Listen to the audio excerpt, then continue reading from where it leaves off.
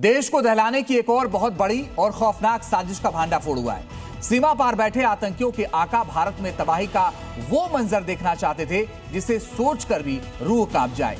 लेकिन मध्य प्रदेश और उत्तर प्रदेश की एटीएस यानी एंटी टेरर स्क्वाड ने एक बेहद गोपनीय ऑपरेशन चलाकर इस बड़ी साजिश को नाकाम कर दिया है।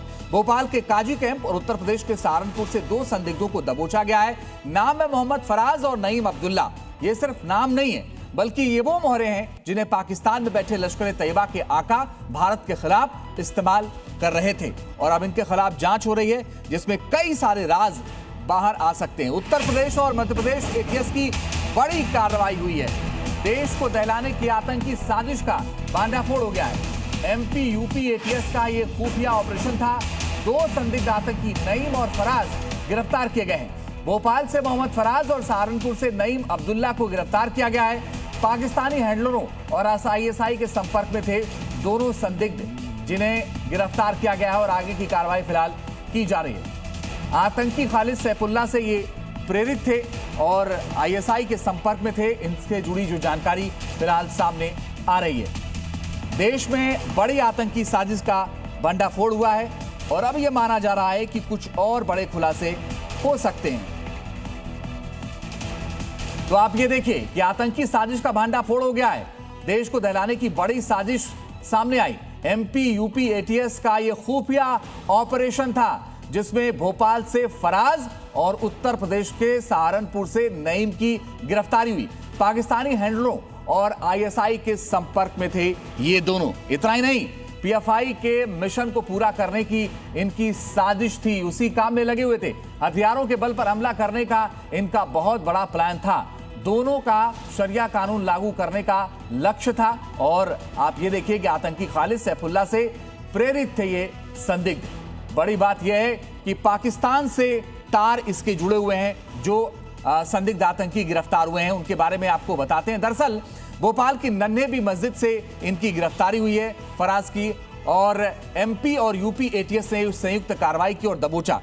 पाकिस्तान से भेजे गए कट्टरपंथी दस्तावेज भी जब्त किए गए हैं। फराज को जिहाद के रास्ते पर लाने में अहम भूमिका आतंकी सैफुल्लाह की थी और उसी से प्रेरित होकर इसने अपना नाम बदला। पाकिस्तान में बैठे आईएसआई और हैंडलर से संपर्क में था। ये पाकिस्तानी हैंडलरों और मुजाहिदों के संपर्क में भी इसके आने की जानकारी है। फराज का परिचय पाकिस्तानी आकाओं से इसी ने करवाया था। विशेष ट्रेनिंग के लिए मार्शल आर्ट ये सीख रहा था। 5 से 6 सालों से फराज के लगातार संपर्क में नईम था और अब तो इसके बारे में जानकारी आई है कि ये अफगानिस्तान भागने की फिराक में था। नईम के पास से आपत्तिजनक सामग्री भी बरामद हुई है। मुजाहिदीन बनने के लिए पासपोर्ट बनवा चुका था। टारगेट किलिंग, दहशत और तमाम ऐसी भूमिका सामने आई है। दहशत फैलाने के एजेंडे में इसकी भूमिका रही है। बड़ी बात यह है कि अब इनकी गिरफ्तारी हुई तो बहुत सारे खुलासे हो सकते हैं। सहारनपुर का रुख करें। राहुल मिश्रा हमारे साथ जुड़ गए हैं और भोपाल से प्रमोद शर्मा जुड़ गए हैं। सहारनपुर में आप इस वक्त राहुल हैं, क्या जानकारी मिली है? और देखिए, जो जानकारी मिली है कि कल देर शाम में यहाँ पर एटीएस, दोनों यूपी एटीएस और उसके साथ ही साथ मध्य प्रदेश भोपाल की जो एटीएस है वो दोनों आती हैं और इसके बाद नौनौता गांव से इस युवक को गिरफ्तार किया गया है, नईम को, और उसके साथ ही कई दस्तावेज उसके एटीएस के हाथ में लगे हैं जिसमें कि खास तौर पे बात किया जाए 4 मोबाइल फ़ोन इसके यहाँ से लिया गया है, इसके लेकर के जब्त किया है एटीएस ने। और अब यहाँ पर तमाम जानकारी उससे पूछताछ की जाएगी कि आखिर में और कौन कौन लोग हैं जो कि इसमें शामिल हैं, कौन कौन ऐसे लोग हैं जो कि इसको सपोर्ट कर रहे थे और क्या ये पूरा का पूरा तार यदि देखा जाए तो भोपाल से लेकर के और जो यूपी के सहारनपुर तक फैला हुआ है और कौन कौन से जिलों में फैला हुआ है और कौन इसके हैंडलर्स हैं जो कि इसके साथ में शामिल थे, क्योंकि ये पूरा का पूरा एक नेक्सस ही होगा और नेक्सस को ही तोड़ने की पूरी फिराक में एटीएस यहाँ पर लगी हुई है। और यही कारण है कि आप लगातार गिरफ्तारियाँ इसमें हो रही हैं और जिसमें कि नईम को गिरफ्तार करके एटीएस लेकर के गई है, भोपाल में लेकर के गई है और उसके बाद वहाँ पर जाकर के उससे अब कड़ी पूछताछ की जाएगी, क्योंकि पाकिस्तानी हैंडलर से ये संपर्क में था। पाकिस्तानी हैंडलर्स के साथ साथ में भारत में कौन कौन लोग ऐसे बैठे हुए हैं उन सभी की भी यहाँ पर पूछताछ की जाएगी। इसका मकसद क्या था, आगे किस तरीके का ये रोड मैप तैयार कर रहा था, इन सभी चीज़ों की भी यहाँ पर एटीएस के द्वारा जानकारी ली जाएगी।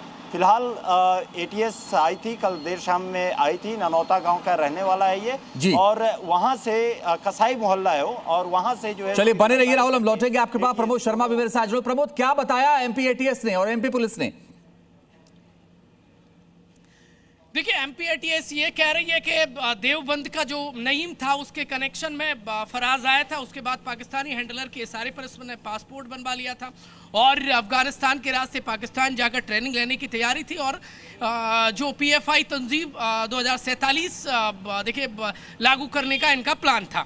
अब इसी दुकान पे काम करता था ये खुशबू क्लिनिक है फराज, और कुछ देर पहले ये दुकान खुली थी, लेकिन जैसे ही हम यहाँ आए हैं तो यहाँ से वो भाग खड़ा हुआ है। कुछ दूर पर उसका घर है, घर में ताला लटका हुआ है। स्थानीय लोग कह रहे हैं कि हमें तो नहीं लगता था, बहुत भोला भाला लगता था फराज। आप जानते हैं फराज यहाँ एक लड़का काम करता था? हाँ, उनको जानते हैं, उनके पिता को भी जानते हैं, केरला का बच्चा है। वो तो पाकिस्तानी कनेक्शन वाला निकला। अब ऐसा किसी को थोड़ी मालूम, मतलब करेगा ऐसा होगा। अब उनने क्या करा क्या नहीं करा ये तो। ये युवा पाकिस्तान से इतना प्रेम क्यों रख रहे हैं?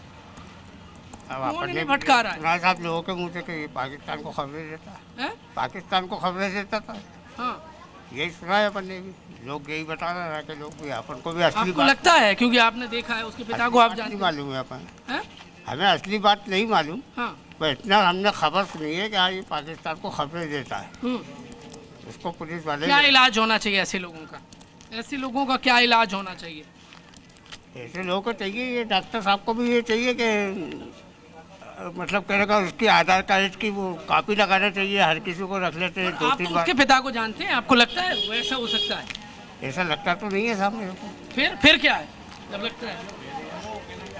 आप ये बताइए क्या नाम है? मैं तो दूर रहता हूँ, ये बहरे हैं, बहरे इनकी समझ में नहीं आता। फराज तो पाकिस्तानी प्रेमी है। मुझे कुछ नहीं मालूम साहब, मैं रहते नहीं हूँ यहाँ, मैं तो दूर रहता हूँ। युवा पाकिस्तान से क्यों चिपक रहा है? अब मुझे नहीं मालूम कुछ भी, मैं तो दवा लेने आया हूँ तो मेडिकल पे। जो पाकिस्तान के कनेक्शन है उन पे कैसी कार्रवाई होना चाहिए? अब वो कार्रवाई था वो तो सरकार जाने हो जाने, अब मुझे क्या मालूम अरे है। आप भी तो जानो, मैं क्या गद्दार निकल रहे हैं। अरे आप बताएंगे क्या नाम है आपका? हम नहीं बता सकते कुछ साहब। ऐसे लोगों पे, गद्दारों पे क्या कार्रवाई होना चाहिए? नहीं साहब, ये हमको हमको तो ये मालूम है सही आदमी है वो, कोई गलत आदमी नहीं है वो। फराज नहीं है गलत? नहीं, गलत आदमी नहीं है वो।